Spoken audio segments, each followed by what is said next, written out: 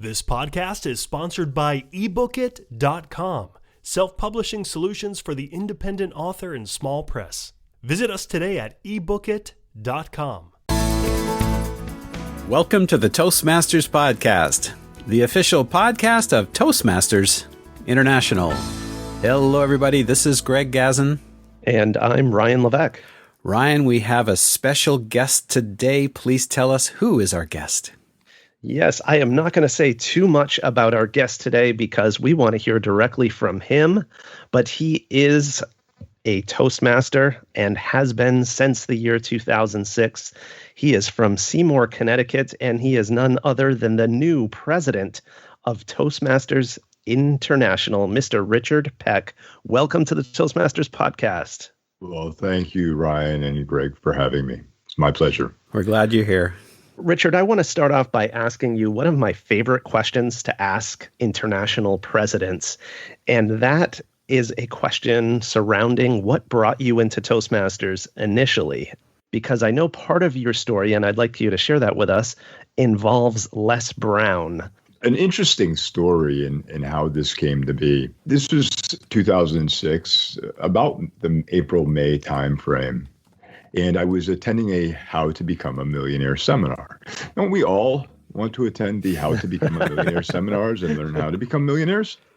And it just so happened that Les was the MC of the event. Met up with him afterwards, and we were having a good communication, good talk. And he had asked me if I had ever thought about getting into public speaking. I was mid-career at that point with my corporation.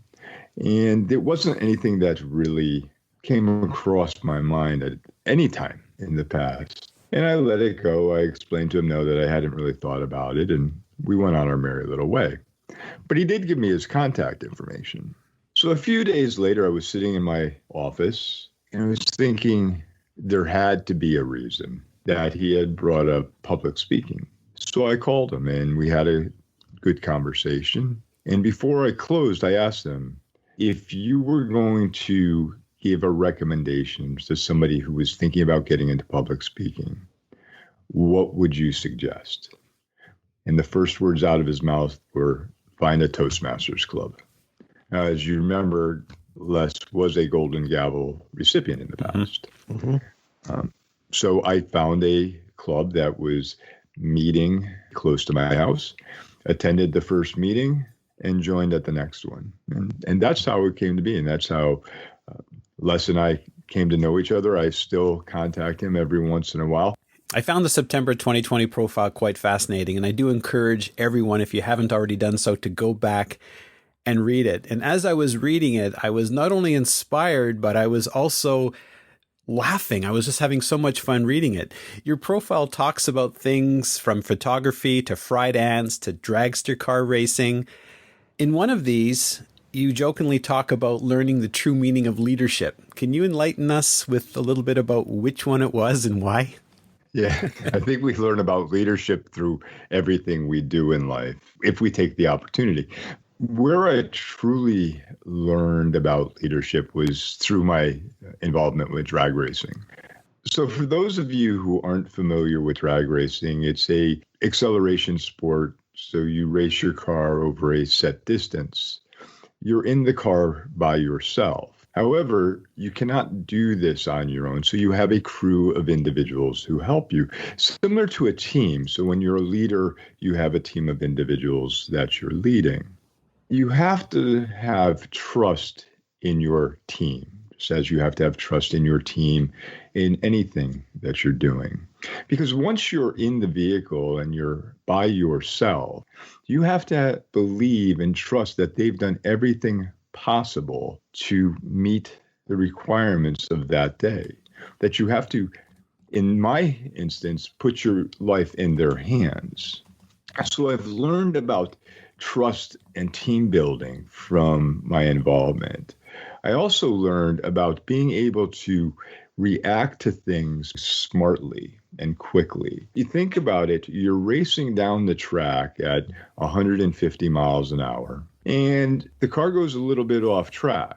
you only have a short period of time to react, and you have to react in a way that does not cause anything major to go wrong. As a leader, you have to be able to do the same thing. You have to keep your eye on the horizon where the organization needs to go. And you also need to be able to react to the changes that are necessary quickly and smartly in order to be able to accommodate that. I truly learned about leadership by being in that seat. Literally a seat. Literally a seat. The leadership journey, like racing, is filled with ups and downs, and you don't win every race. I loved, Richard, that in the September 2020 profile, you shared some of your struggle. So often we only see the end result and think that it must have been smooth sailing. Richard said, I want to be international president of Toastmaster, and then it happened just like that. But no, you share in your article that you lost your first run for second vice president in 2016. Yep. I wonder if you could talk a little bit about that. It's a great question. And it was a stark realization after that happened for me, a point of reflection. When I ran in 2016 for second vice president in Washington, D.C., there was a well-qualified slate of individuals running, very well qualified. The election, when it was over, had an emotional toll. And it was emotional in the fact that I felt I let my family down because they were there supporting me. My wife's son, who was in the military, had taken leave to come and attend the business meeting and watch. It was emotional from that standpoint. It was emotional in the fact that we put everything into these campaigns. Every candidate does. And at the end, it's just a big emotional drain on you. And it took a little while for me to look back at that and understand it. And as I reflected upon it, I realized that it wasn't the realization that I had lost, but looking back on leadership, there was a realization that I hadn't really won, if you will. And what I mean by that is oftentimes when we step into leadership, we're the only ones stepping into a role. Well, if you're the only person stepping into a role, you're not being challenged. You're not growing. You're not developing skills. And as I looked back through my district leadership roles, they were uncontested roles. So I wasn't being challenged. I wasn't being pushed to be better than who I was the day before. The election in Washington, D.C. and the loss made me realize that I needed to continue to develop my skills, that I wasn't going to get elected based on what I was previously doing, that in order to lead an organization, you have to be constantly moving forward yourself. And that was the stark realization. And when I realized that, and put that together with the fact that I still had something to offer this organization, that's when I decided to run again. And I learned so much along that journey that has allowed me to continue that growth process as a leader throughout these times. And when you think about the times we're in right now, no previous leadership skill can prepare you for what we're in. So you have to be constantly evolving. And every leader in every organization right now is facing something that they've never had to deal with before. And we're growing the skills necessary to move through it. And that's the same at district and club level for leadership as well. They're all learning new skills that they never thought they would have to, and they're being resilient. When we elect our officers for districts and clubs, we were already into the COVID-19 situation. And they had a choice. They could stand up or they could stand aside. And every one of them stood up knowing that they were going to face this challenge. So when you look at our leaders, it's truly, truly impressive to see how resilient they are as well. Back in June, I think it was, Ryan and I had a conversation with President Menon about the state of Toastmasters. We're now about 6 months into this new world reality. I think we can agree that the world is still finding itself in the land of uncertainty. What is your vision for the coming year, and what words of encouragement can you offer members or people who are involved in the organization? What I see happening in the future is what exactly the board has already done, looking at ways to keep our members safe. We are allowing clubs to meet online now. We've encouraged it. We have over 82% of our clubs accepting online attendance. That is allowing our members to build a stronger community. The true border between us right now is a time zone. We don't have to travel anywhere. We don't have to fly. We don't have to have visas and passports. Don't have to get shots. Oh, and there's no jet lag. But you can reach out around the world. You can share your story with others, and you can learn about them. Never has the opportunity been so great to do that as it is now. Generally, the only time that you would have that type of community coming together would be at the annual convention, when everyone is coming together from around the world, and you spend a few days getting to know each other. Now, we as members have the ability to reach out and speak with members, be with members from different countries, different cultures, anytime that we can. That's creating a sense of community within this organization. I think that will be unstoppable. It's also allowing us to understand our members better, because we're immersing ourselves in culture for a very short period of time, but we're doing it, which allows us to learn their needs, understand their cultures, and be able to be a stronger, united organization. My hope is that we'll continue that over the year and for the years to come, because we're going to need to continue to support each other regardless of the situation. And this is how I see us doing it. Yeah, that's also true. I mean, we have an opportunity of learning from each other. In fact, next Monday, I'll be visiting a club in Dubai. Yeah, it's what we do to support one another. Absolutely. I'm really curious. It seems like there is such a positive advantage to the ability, as we've just been discussing, to visit other clubs worldwide. I'm wondering about on the other side of the COVID-19 pandemic, do you think there might be an opportunity to not simply have this as an exception, but to, in fact, maybe even have it shift to the norm, where clubs could either be virtual or even hybrid, if you will, where there's a mix of people meeting in person if they choose, but also an allowance for people to visit or be a member and attend virtually from anywhere around the world. Do you see that on the horizon for Toastmasters International? So recently, the board has decided to allow online clubs, 100% online clubs, to be chartered in districts and be part of districts. So that's already in place. That was recently announced. Now, the term hybrid club has been in use for a while now in clubs that would allow a percentage of members to be on-prem, on-site, and a percentage to be joining virtually.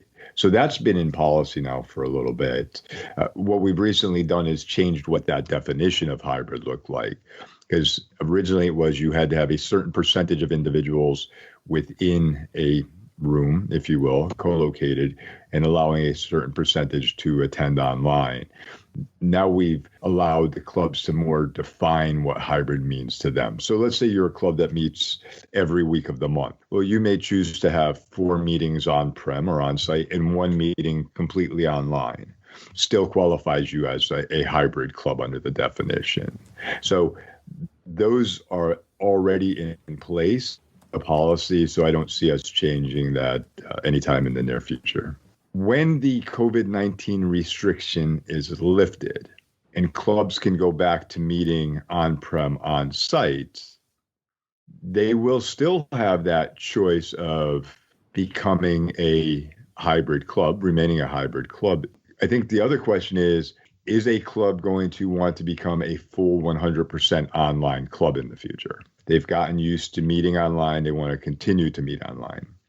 I think that's something that we're still going to have to discuss and think about as we move forward. And I say that for a certain reason, is that we've had some countries starting to open up, and clubs that were meeting 100% online based on the mandate and the restrictions could not wait to get back to an on-site and on-prem meeting. Just because they've been stuck in the house, and they want to have that interaction, if you will, the ability to sit across the table from one another, have a conversation that goes beyond the club meeting. I don't know yet, and I don't think we can interpret yet what this is going to look like when COVID-19 ends and when it's going to end. So predicting that far into the future right now is a little bit difficult. Yeah. You also have to think about where our members are right now. Members are working from home. Right? If they're employed, their corporations have them working from home. They're in a 1-by-3 environment all day long in Zoom meetings and phone calls and all that. At some point in time, they're going to likely want to get away from that computer. Yeah. And is this going to say, hey, I need to get back to a club environment where I'm in the same room with people because I just need to get away from the computer for a while? I don't think we truly have a handle on that. I don't think psychologists and psychiatrists have a true handle on it yet as to what the impact of this Zoom lifestyle that we have is going to be. It's getting harder and harder to get away from the computer, and eventually we're going to have to. So that far in the future, I'm not sure we're going to have. We're going to have to continue discussions on that and look at what the true face of the organization is going to be like in the future to come. Yeah. In the meantime, we are moving forward. Clubs have moved online. We have training online. We have all kinds of webinars. And so far, everything seems to have gone quite smoothly. I'd like to keep the topic a little bit to the online and talk a little bit about the International Convention. Originally, it was scheduled to be in Paris for the first time. Obviously, that didn't happen. And for the longest time, we heard very little. And then all of a sudden, we hear that there's going to be a virtual international convention. And when you think about a convention in itself, all the moving parts, not to mention the limited time and potential technical challenges of putting online, most people may have thought, well, this is just purely a pipe dream. But of course, the entire Toastmasters team pulled it off. Now, I'm wondering, Richard, I don't know how privy you are to some information, but I'm wondering if you could maybe pull back the curtain a little bit and tell us a little bit about how the thought process came about in terms of putting on this virtual convention for the first time. And how would you rate how it ended up? How would you rate how well it went? A couple good questions there. How did it come to be? Well, by our governing documents, we had to hold an annual business meeting. That's required, and vote on new officers. That's required. And we have to have our World Championship of Public Speaking. So we knew we had to have at least 2 items covered, regardless of whether there was a convention or not. But then we started talking about trying to have some sense of normalcy in the environment that we were in. And as we began talking about the normalcy and being able to bring people together from around the world, the convention idea developed more and more. Then there was the moving pieces of who are the speakers going to be? How do you coordinate everything? What are the timing? What time zone do you put it in? World headquarters did a tremendous job in pulling all that together. As a board, we were there to support them, and we had little involvement, as we would normally have little involvement with putting the convention together. They just did an outstanding job of coming up with solutions to issues, making sure that we had venues for people, virtual venues for people, that we had a good slate of speakers, that we could conduct our business meeting, conduct our World Championship of Public Speaking. It wasn't until shortly before the convention that it was announced that it was going to be free. That was a first for us to say, hey, we're going to have a free convention. Where we would normally have between 2,000 and 3,000 attendees or registrants, we had over 16,000 for this event. Wow. Now, You mentioned that this was the first time ever. So if you've ever been involved with any software technology, when you're used to having a small quantity of attendees and then the floodgates open up, you can imagine right away that there is the potential for issue. And of course, we saw that on the first day where there were issues with people being able to access certain parts of the convention. World headquarters reacted quickly. Our IT staff was amazing and reacted quickly to help overcome those issues. The convention, in my opinion, was an overall success. We were able to get through everything. We even found ways for providing access to the program where it was restricted by country. So as we know in China, they cannot view things on YouTube if it's from outside the country. So we had to find ways, IT had to find ways to get them the same accessibility.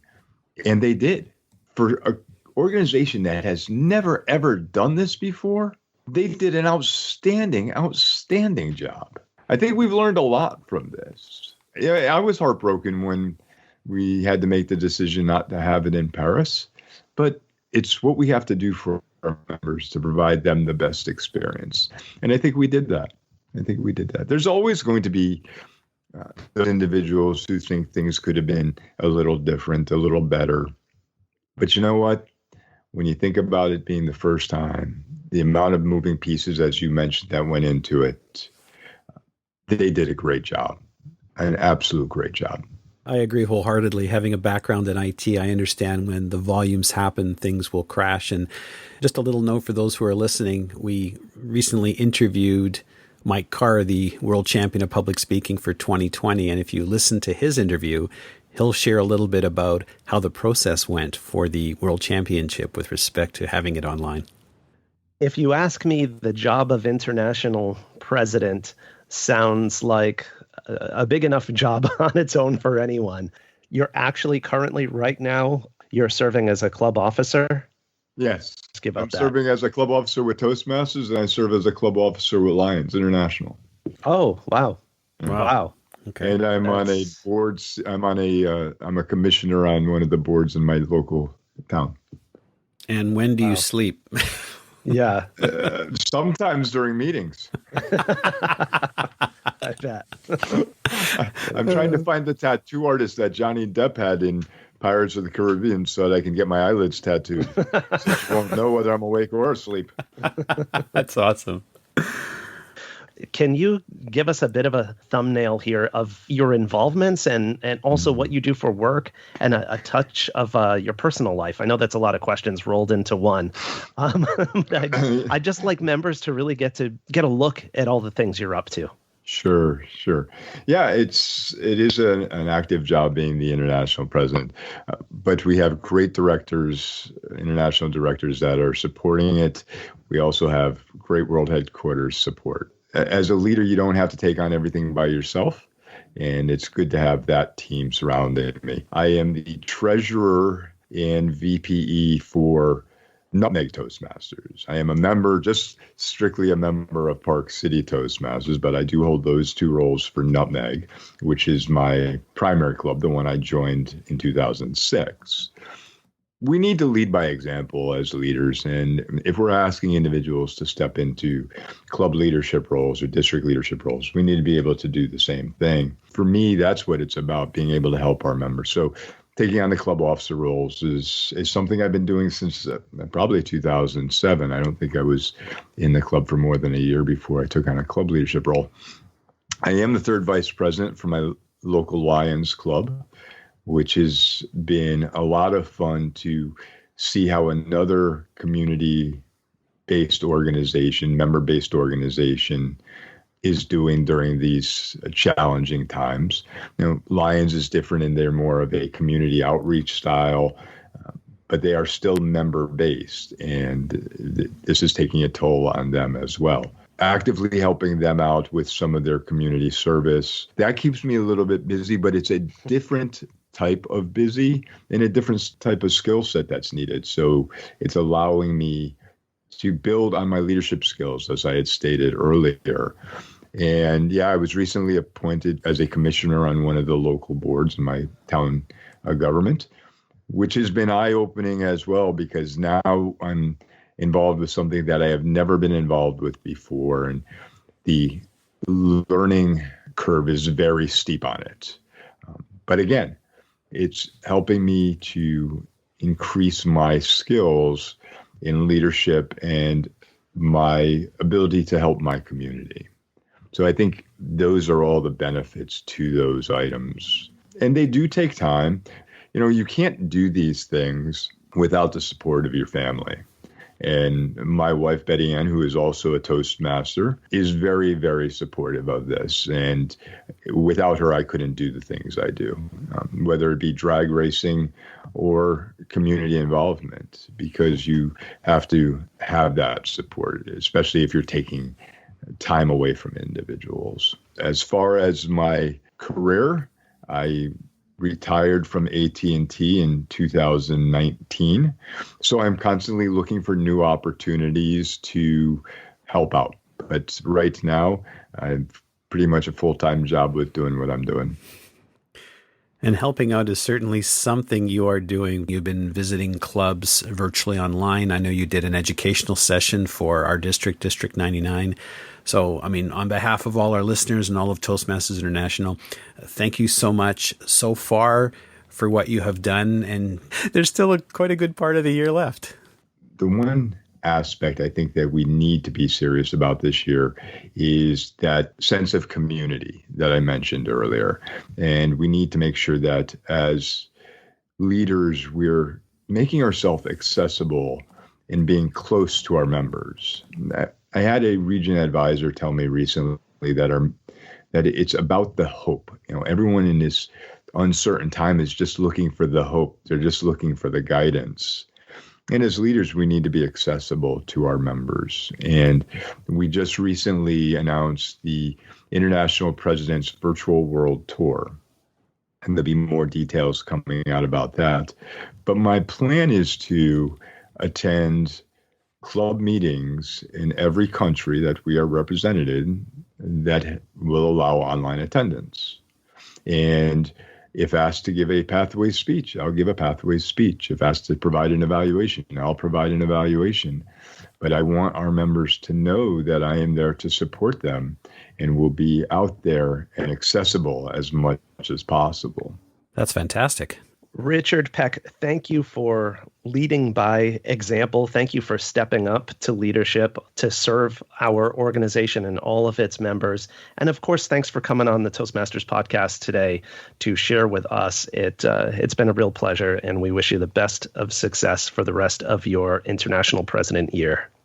Well, thank you. It was really my pleasure. This is a rare opportunity to me. I think this was only the second podcast or third podcast I've ever been on. Very well done, very professional. So thank you for that. And Ryan and Greg, it was nice to finally meet you. I've heard great things about your podcast, and I was glad we were able to get this done in a timely manner. It was our pleasure.